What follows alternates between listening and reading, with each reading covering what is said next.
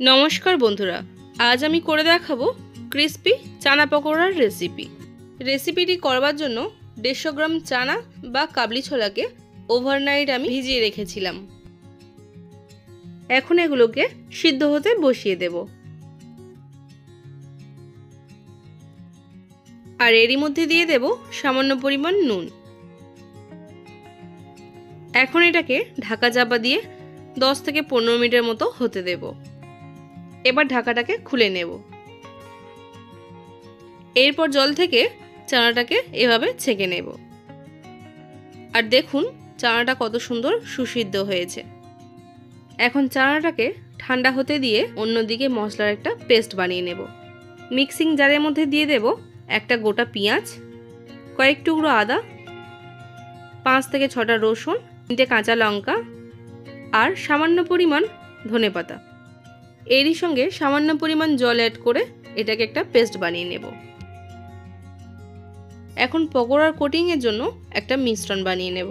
একটা বোলের মধ্যে নিয়ে নেব 2 চামচ পরিমাণ বেসন, 1 চামচ পরিমাণ কর্নফ্লাওয়ার, স্বাদ মতো নুন, হাফ টিস্পুন করে হলুদের গুঁড়ো, লঙ্কার গুঁড়ো, জিরের গুঁড়ো আর ধনের গুঁড়ো। এরই সঙ্গে আরও দিয়ে দেব পেস্ট করে রাখা মশলাটা। এরই সঙ্গে দিয়ে দেব 2 চামচ পরিমাণ সাদা তেল। এবার মিশ্রণটাকে ভালোভাবে মিশিয়ে নেব। যেহেতু মিশ্রণটা ড্রাই হয়ে গেছে তাই সামান্য পরিমাণ এখানে জল দিয়ে দেব। এবার মিশ্রণটাকে ভালোভাবে মিশিয়ে নেব। দেখুন মিশ্রণটা একদম রেডি হয়ে গেছে। এখন এরই মধ্যে দিয়ে দেব আগে থেকে সিদ্ধ করে রাখা চানাটা। এবার চানাগুলো মশলার সাথে ভালোভাবে মিশিয়ে নেব। মশলাটা যত ভালোভাবে মেশাবেন কোটিংটা ততই ভালো হবে। দেখুন খুব ভালোভাবে মিশিয়ে নিয়েছি। অন্যদিকে চানা পকোড়া বানানোর জন্য পরিমাণ মতো সাদা তেল গরম হতে বসিয়ে দিয়েছি। তেল গরম হয়ে যাওয়ার পর চানাগুলো দিয়ে দেব।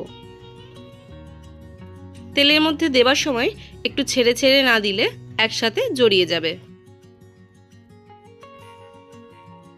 এবার একটা ঝাঁঝরি দিয়ে এভাবে উল্টে পাল্টে এটাকে ভেজে নেব। যেহেতু চানাগুলো আগে থেকে সিদ্ধ করা তাই বেশি সময় ধরে ভাজবার দরকার নেই, ওই মিনিট 2-3 মতো ভাজতে হবে। চানা পকোড়াগুলো প্রায় হয়ে এসছে। এবার এগুলোকে তেল থেকে তুলে নেব। রেসিপিটি ভালো লাগলে লাইক করবেন, শেয়ার করবেন আর নতুন বন্ধু হয়ে থাকলে একটা সাবস্ক্রাইব করবেন। ধন্যবাদ।